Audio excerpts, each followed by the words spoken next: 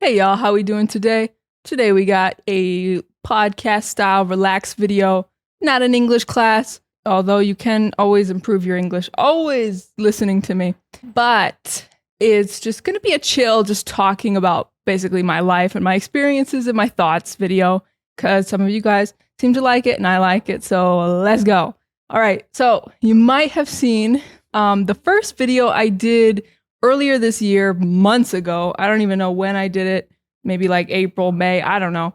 But it was about culture shocks for me in Hispanic America. I said Hispanic America at the time because I hadn't been to Brazil yet, but now I can say Latin America because I am in Brazil. So welcome to basically like a part two. This is like a part two video of my culture shocks in Latin America. So if you haven't seen the first video, you just got to scroll back. I'll probably link it somewhere in this video. Maybe I'll put it in the description or put it at the end of I don't know. But you can also just scroll back in my videos and you'll see something like culture shocks in Hispanic America or whatever. And you should watch it if you're really interested in this topic, because in that video, I talked about various things. I can't even remember everything that I talked about, but a couple of the things I talked about were just like the noise level, like how it's so loud. I'm not really used to that being from the United States. My family isn't from cities. We're mostly from like countryside, small towns or suburbs. It's just quiet, you know, not like always silent, but it's very quiet. I mean, I grew up in a house in the woods, so I'm used to a level of quiet that you just don't get in Latin America. I've lived in small towns and big cities in Latin America, and it's always, not always, but it's quite loud. And sometimes it's hard to film videos because of how loud it is, but I try. And the good thing is I have a good microphone and audio editing, so often you guys don't even hear the noise. But in Latin America, there's just a lot of like trucks that drive by, yelling things on a speaker. There's just a lot of things that cause noise. It seems like there's always construction going on everywhere I go. There's construction in my building. Today I'm filming on the day after Christmas because it's like quiet because everybody's still relaxing and nobody's like going back to work and stuff. It's a Friday and everybody's just gonna probably relax the whole weekend because Christmas was on a Thursday. So just like a long weekend. So I'm taking advantage of this, and I filmed a video yesterday on Christmas. I'm filming a video today because it's quiet, because it's like gold. Like sometimes I film specifically on Sundays because it's the quietest day.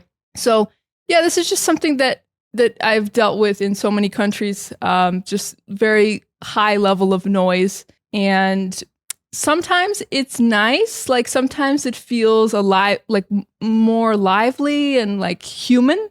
But sometimes it is annoying, and I think you can understand that. So I talked about that in that video. I gave some examples of that. Another thing I talked about in that first video was the fact that in Argentina, they are really big on the kissing on cheeks, you know, like somebody walks into a room and they need to go kiss everybody in the room. And like, they just walked into a room and it's like, they got to go kiss everybody. It's like, we don't even all know you. It was very strange for me as a gringa, and also because they don't do that in places like Ecuador, and I just didn't experience it a lot until I went to Argentina, and then it was like, whoa, it's like constant. I still think, even though I'm in Brazil now, and they definitely do this in Brazil, but I think the level at which they do this in Argentina is unmatched. I have not been any other place where it's this much. I think it's even more than Brazil. Argentina, it's just like, if you come into the presence of someone, it's like, it doesn't matter. It doesn't matter if they've never seen you before. If you're not even talking to them, you're just coming in the room for a minute. Like, it doesn't matter. It's just like this automatic, like they have to do the face kiss thing. And it is so confusing to me as a gringa, and I still feel awkward about it. I'm getting a little better because it's common in Brazil, and so I'm like doing it more and stuff, but I still feel weird.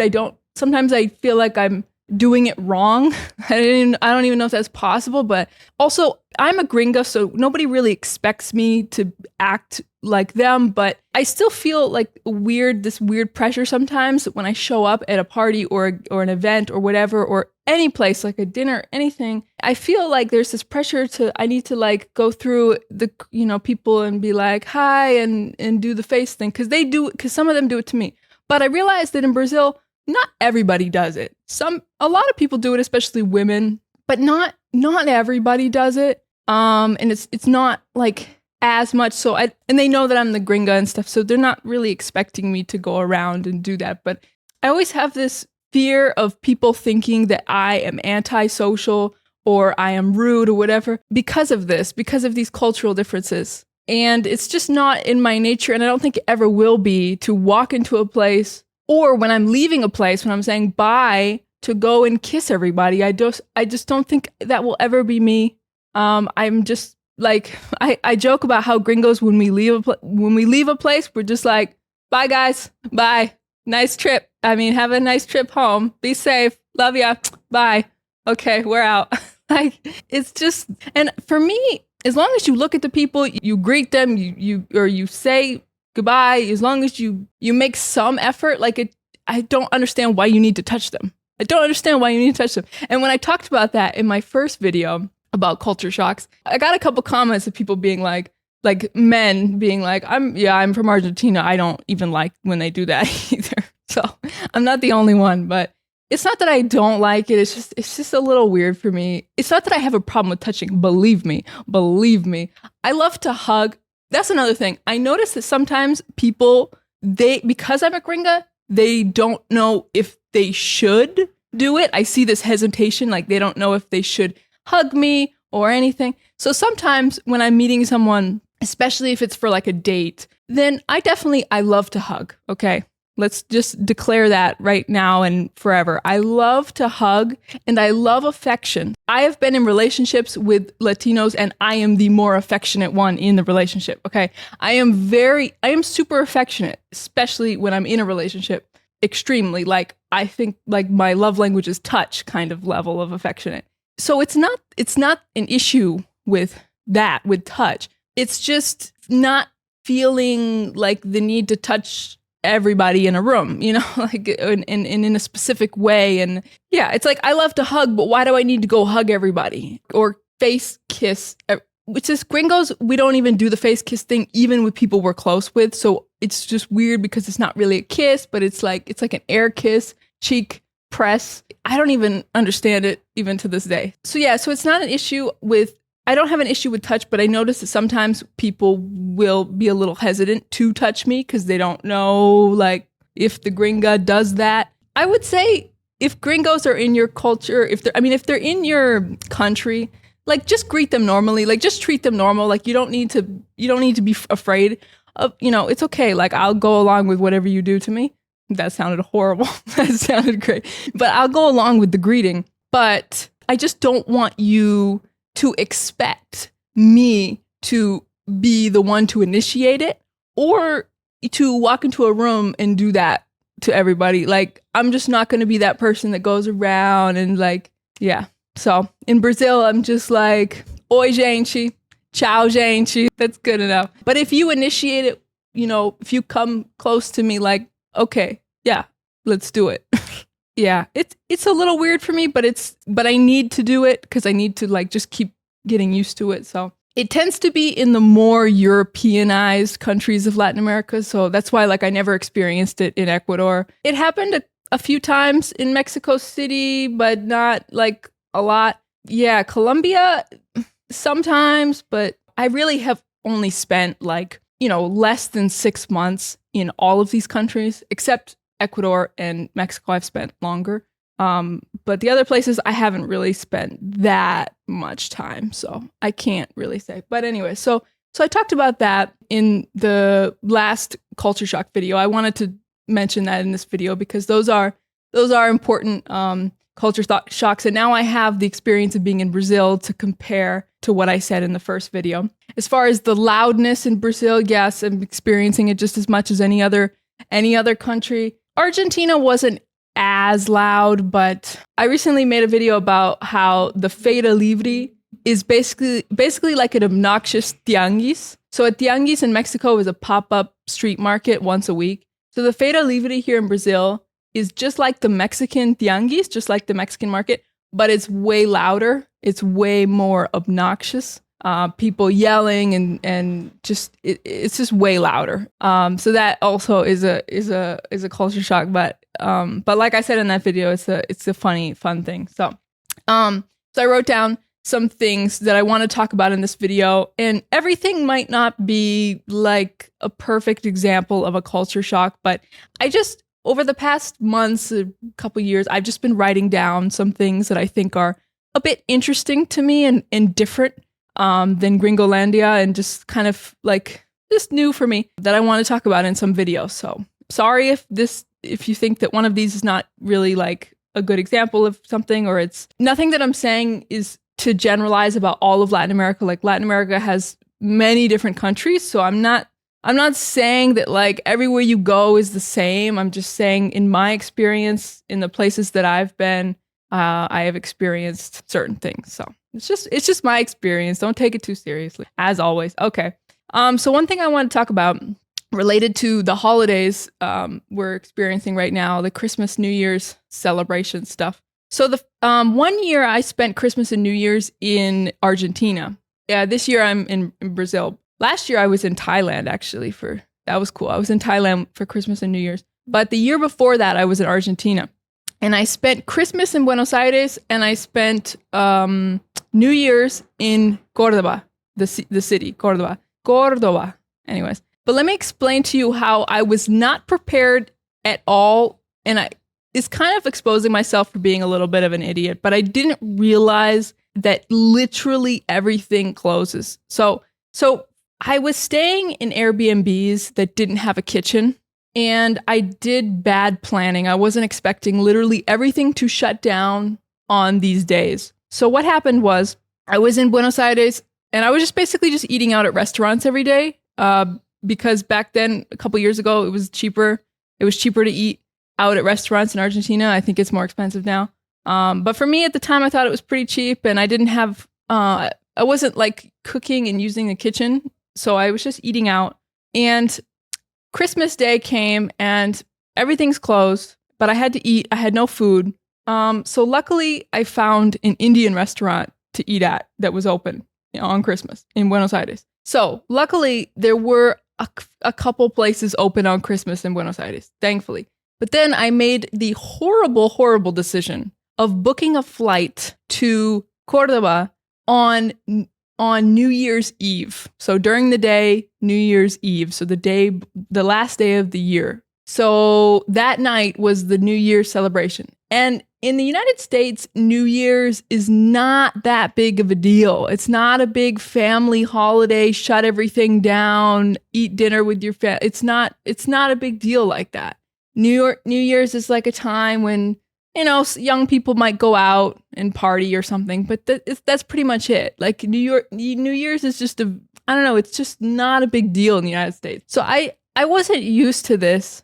I didn't realize that in Cordoba, literally every single place, not even an Indian restaurant, every single place was shut down. There was not even a convenience store. There was not a pharmacy. There wasn't a grocery store. Nothing. Absolutely nothing. Not even the tiniest little store was open on New Year's Eve, on the night of the last day of the month in Cordoba. So I was walking around the city looking for any sign of food available.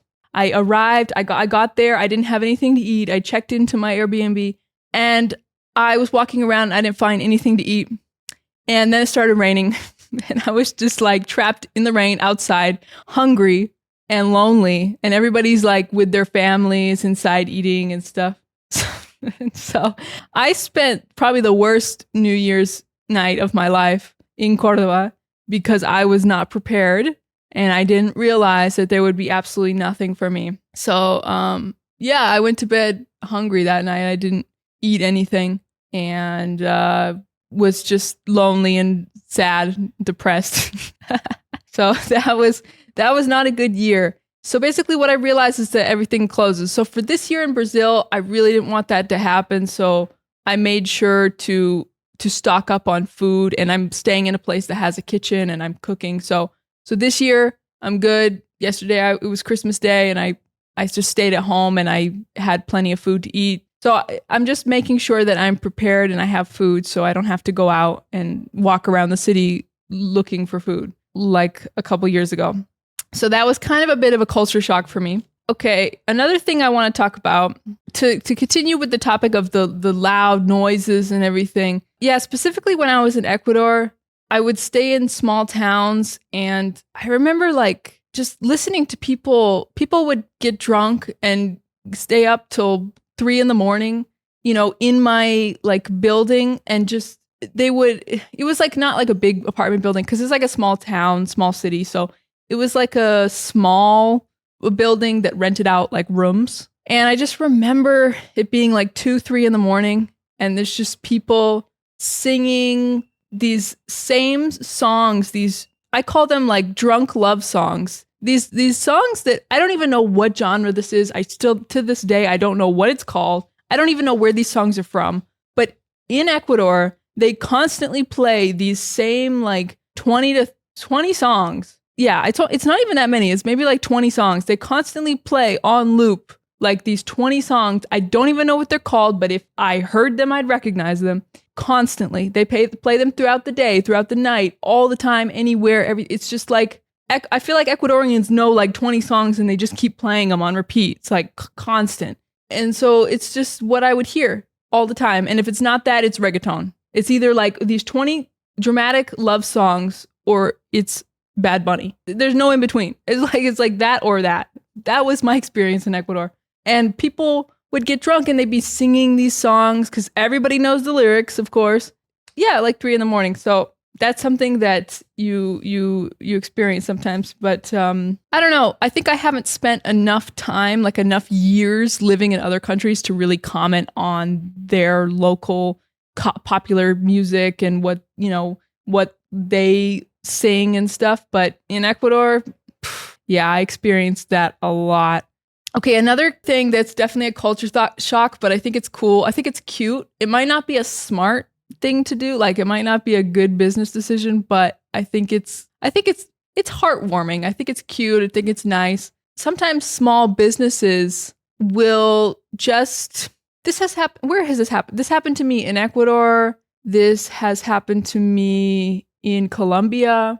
Basically, you don't have the money for something. It's usually something small, right? It's like some fruit that you're buying at the fruit vegetable store, or it's like I went into like a seamstress, people who sew clothes, and to fix one of my shirts, and it's very cheap, like a very small amount of money. It's like nothing, really. But I don't have the correct change, the correct cash, and they don't have change. So they tell me, you could pay me back tomorrow, or you can go, you could pay me back later. They say, like, when you get it, you can come back. So sometimes if they know you, or if the amount is just very small, they'll just be like, pay me back tomorrow, pay me back later. And I just think that's cute. And you would never get that in the United States because, one, the United States just does not really have a lot of small stores, like a lot of mom and pop stores, we say, like small businesses, unfortunately, because mega corporations basically drove them out of town. I don't know, maybe in small towns in the US where it's a customer that they see all the time, they know very well, who always pays for everything. Maybe they would say, okay, you could pay me back tomorrow, whatever. Maybe. I've never experienced that because I've never really spent time as an adult with money living in a small town in the US. So I don't really know. Maybe. I'm sure, people in my family who've spent their entire life in a town and everybody knows who they are could do that. Maybe could get away with like, I don't have the change, I'll pay you back tomorrow.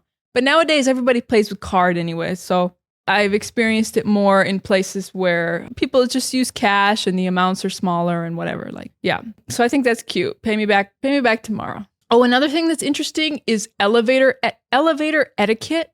So I don't know if they do this everywhere, but I experienced it in Colombia and here in Brazil, where somebody is in the elevator with you and then they get to their floor and then they leave the elevator and you're still there. They will say, bye, like ciao ciao, like that is cute, but it's weird. It's like it's like an expected thing. It's like elevator etiquette, I call it. But that's not the case in the US. Like, you don't need to, I mean, we might be like, hey, like, we might say hello to someone if they get in the elevator. But there's just not this expectation to, you don't have to say hello. You don't have to say goodbye. I feel like here, even if you don't even say hello, there's no conversation, there's nothing, there's no interaction that happens in the elevator. Without a doubt, without fail, they will always say goodbye when they leave the elevator. Always. That's what I experience here. And it's interesting. It's like this kind of, you could say, oh, we're more friendly or whatever, but I think it's just certain norms. Like, it's just, you just do it, not because, you're a nice person, but just because you've been trained to do that. Like, it's just a social norm. The place in the entire world, the country where I experienced the least greetings was Vietnam. When I was in Vietnam, I would get picked up by a moto taxi, or I would get food delivery or whatever. And a lot of times you say hello to them in their language, you try to, and they don't say anything back. And it's not because they're rude or not friendly people. They just don't have that as like a social norm. So I try to be open-minded and to understand that a lot of times the way that we act socially in public and stuff is just because of social norms that we were taught. It's just what the culture is like. It's just what we're used to, what we've seen other people do. And the lack of a particular behavior does not mean that we're not friendly or we're cold or whatever. Because, yeah, when I had actual conversations with Vietnamese people, it was fantastic. It was just like, they just don't feel like you have to always say hello to not be an asshole. Like, it's just, I don't know. They just don't think it's that big of a deal. So I try to be open-minded about it and understand that, there's just different norms. Like gringos, we call it the white people smile. Like, we often just like look at people and be like, we just do like a little like, you could say it's like a fake smile, but it doesn't feel fake when I do it. It's just a way of like acknowledging the person, make eye contact, but not have to say anything. And that is our little way of showing like friendliness, basically. But for somebody else, for a Latino, that might be weird or not enough. For a Russian, that's very weird. Like, a Russian guy once told me that they know immediately that someone is from the US if they're just walking around smiling at people for no reason, because they never do that. You might think Russians are rude based on how they, or Eastern Europeans based on the fact that their faces, they never smile, unless something is truly worth a smile to them in their mind. But that doesn't mean that they're rude. It's just different things. It's like just different norms. It doesn't really say anything about the character of the person, right? It's important to separate just like cultural norms versus like the actual heart of the person, the actual like behavior or unique personality once you get to know someone. Also, some people are just like very shy or introverted and they feel they're just kind of weird in public for that reason, or like not weird, but you know what I mean? Like not super like obviously friendly. So there's just a lot of factors, and I've just learned not to judge people based on the way that they greet you or don't greet you, or like, the way that they treat you as a stranger. I mean, obviously you need a decent bare minimum level of respect, but everything else is kind of like, it's just a cultural thing. I just have learned not to read into it, not to take it too seriously, basically, and not to judge people based off of that. Because also, a lot of times when I was in Ecuador, and my gringo friends that lived there too, they could tell you, a lot of times they would look at us and I don't know if they were just confused or surprised to see gringos. I don't know. But a lot of times the Ecuadorians, they would look at us. They would just look at us with a scowl. They'd be like looking at us like, what are you? And it looked very rude. It looked like very rude, like to scowl at me. Like if a gringo was scowling at me, I'd be like, the fuck you looking at? But I just assumed the Ecuadorians were just like confused at what they were seeing, But I don't know. I think they just don't socially for them, it's just not as important to like pay attention to your face in the way that your face is looking, like your expression on your face. I think they don't really, I don't know, they don't really care about it so much. It doesn't really mean much to them, or they're not aware of it. I don't know. But so anyways, also remember, like I've said in other videos, we can't generalize about entire countries really, because so many different people in the same country. But the point is that just there's a lot of factors, and you can't be so quick to jump to conclusions. Okay.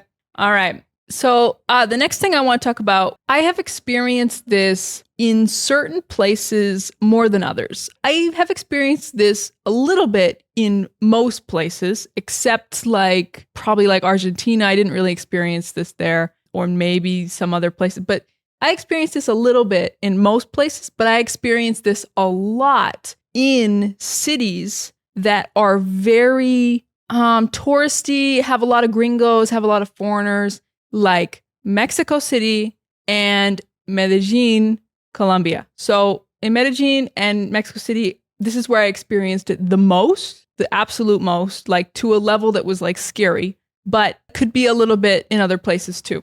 What I am talking about is when you go to a restaurant and you are eating your food, sometimes when it's really bad, you can feel the presence of the waiters, the waitresses, kind of like near you, watching you, hovering, like kind of like waiting for you to be done. And then the moment that you finish your food, immediately yanking the plate away, yank it. It's like, take it away fast. They just come and I'll take that. In Mexico City, the woman came to take my plate.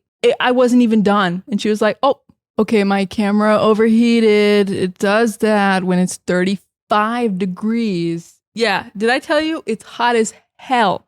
It's 35 degrees right now. I like between 25 and 30. Like, I like heat. I like the warm weather. I like to be in shorts and a tank top. For me, 25 to 30. When we start getting to 35, I'm ready for it to be over. I'm ready for air conditioning. But I ain't got no air conditioning. All I got is a fan. But it's a little fan that works in my room.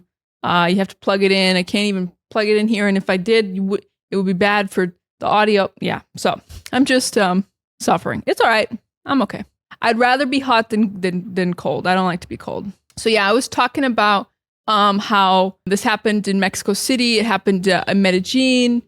Just kind of like a waiter, waitress, like hovering over you, like waiting for you to be done. As soon as you're done, like I've been in Medellin eating at a restaurant, and it's a very like gringo catered restaurant. It's a vegan sushi place that's very expensive. So it's like it's like a very gringo catered place. Most of the customers are like, yeah, gringos and stuff. And there was like 3 people just like standing right by my table. It's a very small place, and I know that they're trying to get like other people coming in. Like they're trying to like, okay, you finish here. We got more customers coming in. Like I understand that. And I know that it's not really their fault. It's the bosses telling them like, all right, you got to take their plate. You got to come on, hurry up.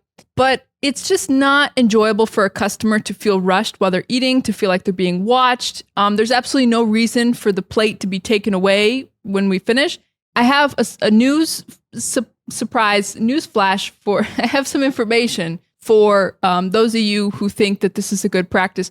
Foreigners, gringos, whoever, most of us who have some basic common sense and intelligence and maturity have no issue with our plates being in front of us. We have no need for you to take it away, okay? Just because we finished. In the United States, it's normal to be at a restaurant, to finish eating, and the waiter doesn't come by immediately. Maybe in 10 minutes, maybe 5-10 minutes, maybe. But it's not normal. I don't remember in my 20 years of living in the United States, waiters yanking plates, like just taking them so quickly and feeling like I'm being watched while I'm eating, feeling like they're just waiting for me to finish my last bite. I never experienced that, and it's just a lot more relaxing when it doesn't feel like that. Even if you're in a small restaurant, it's not my fault that the restaurant is small, okay? We should be able to sit and relax and take as much time as we need to eat, okay? It's not like I want to sit there for 3 hours, okay? I understand that if I'm there for like 2 hours, then you could be like, okay, anything else? Like, okay, then I get it. It would be annoying, but we're not in a rush. If we're not in a business meeting or we're not like on our laptop, even if we're on our laptop, we put the plate off to the side. Like, you don't need to worry about it. I just feel like the bosses just constantly want the waiters and waitresses to be doing something, to be busy, or maybe they're just bored. I don't know. But y'all need to find other activities to do. Y'all need to chill. People who work at restaurants, especially in gringo areas, stop trying to do this. You're actually making it worse. When this happens to me at a restaurant, it makes me not want to go back to the restaurant. And yeah, I don't know. You can tell me in the comments if you have a theory about this other than what I said, but I feel like they're trying to cater to foreigners and they're actually not doing that. They're actually doing the opposite of what they should be. Like, they think foreigners want this kind of service, but we don't. I think I can speak for a lot of us when I say we don't want this, or we don't care about this. So yeah, I've been wanting to rant about that for a while. Ever since I started this channel, I've been wanting to get on here and say, stop taking my plate away. Sometimes I like to eat a little bit and take a little break and listen to my podcast. And then I like to eat some more because sometimes like my belly gets full, but then it gets empty again. And then I want to eat more. All right. Okay. So one thing that I absolutely love and it's not exclusive to Latin America, is the bidet. I love bidets. And when I was in Asia, when I was in Southeast Asia for 8 months, I enjoyed bidets constantly. Southeast Asia does not exist without bidets. Like, they have the handheld bidets next to every single toilet. I never saw a toilet that didn't have a handheld sprayer bidet. Incredible. I loved it. I loved my 8 months in Southeast Asia. I felt so clean and so nice. I love bidets. And it's hard for me, honestly, to live without one now. I feel gross. I feel dirty if I don't have a bidet. But I gotta say, there is another kind of bidet that you will see in Argentina and in some houses in Brazil. Not everywhere, but like the apartment where I'm currently staying in Sao Paulo, it's a very nice apartment, and it has this kind of bidet that you find in Argentina, which is a sit-down bidet. So you sit on it and just turn the dial, and it works like that. So you don't have to use it like with your hand, like a hose. I think that is way better because it doesn't get the toilet wet. It's like having you have the toilet and then you have the sit down bidet next to it. It's just really comfortable to just sit and let the thing do the job. And you don't have to try to get the best angle, if you know what I mean. If you know what I mean, you don't have to try to, because with the handheld one, sometimes I feel like it's hard to get up in there, if you know what I mean. But if you know what I mean. But with the sit down one, I feel like it's perfect. But I would be happy with just the handheld one, the classic, the one I had in Asia. The countries that don't have bidets, that I never saw a bidet, are countries that are more like the US, like Mexico, Colombia, Ecuador, Peru. They use the same outlets as the US. So I have a message for the countries that don't have bidets, or where bidets are not in every house and they're not so normalized and essential. I'm looking at you, United States, but also Mexico, Colombia. Yeah, I'm looking at you. Y'all need to get on the bidet train, okay? Y'all need to get hip to that. You need to wake up, and you need to start prioritizing the installation of bidets and the education of bidet culture, okay? We need to start cleaning our bodies correctly when we go to the bathroom, and stop just wiping paper on. If you had poop on your face, you're not going to wipe it off with paper. You're going to wipe it off with water, maybe even soap, okay? So treat your booty hole the same way. Thank you. That is my PSA for the day, for the video. All right. Okay, I just wanted to make this one last comment. I'm not trying to, you guys know I've said a million times, like, I love things about every single country. I do not have like, oh, I like this country more than this country. Like, no, like, there are pros and cons, things I love and don't like about every single country. But overall, my heart is in Latin America, and I love Latin American countries. I love the countries for so many different reasons. And unfortunately, there are some egomaniac people who think that their country is the best. It's better in their country than other countries in Latin America. And that's stupid. And if you think that way, and if you comment something like that, I will block you. I've done that. I've done that. I recently did that to an Argentinian guy who, stereotypically was talking about how they have the best country in Latin America. I blocked him. You're welcome. Because no, I don't tolerate that stuff. I like things about Argentina, but no, you don't get to hate on. You're not superior. All right.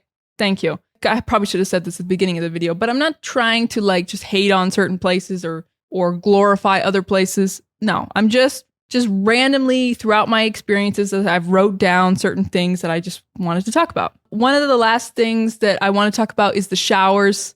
Showers have been a big culture shock for me outside of the United States, but particularly in Latin America, because a lot of the showers I had in Asia were actually pretty good. But yeah, they have a lot better showers, bathrooms in general, with the bidets and stuff.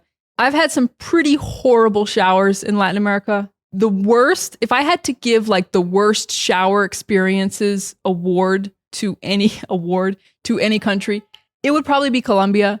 Sorry, I've only been there for like 4 months, and I've only been to Bogota and Medellin, but I've had the worst shower experiences of my life there. Just like, it seems like every shower, not every, but like almost every shower I've had in my Airbnbs there has just been really bad.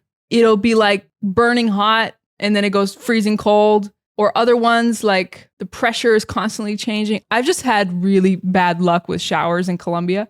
I haven't had as bad luck consistently in any other country. So it's just, sorry, Colombia, I love you, but you got to figure out the shower situation because I don't know what that's about. And even my Colombian friend was like, yeah, my shower sucks. So Ecuador doesn't really have good showers either, though. They use a weird electric thing. It just depends on where it's like not all the houses in a country have the same showers. Like they use different systems. So it's hard to generalize. I'm just saying almost every shower I've had in Colombia was bad. But on the other hand, Colombia is the only country I've been in Latin America so far that I'm aware of that has a moto taxi option. So you don't have to take an Uber. You can get a moto ride. And I love that. Sometimes it's a little scary, but I love it. It's fun and it's cheaper. So let's end on a positive note. You guys know I'm obsessed with fruit. I'm a fruit fanatic. I'm a fruit nerd. I know a lot about fruit and I got very high standards for fruit.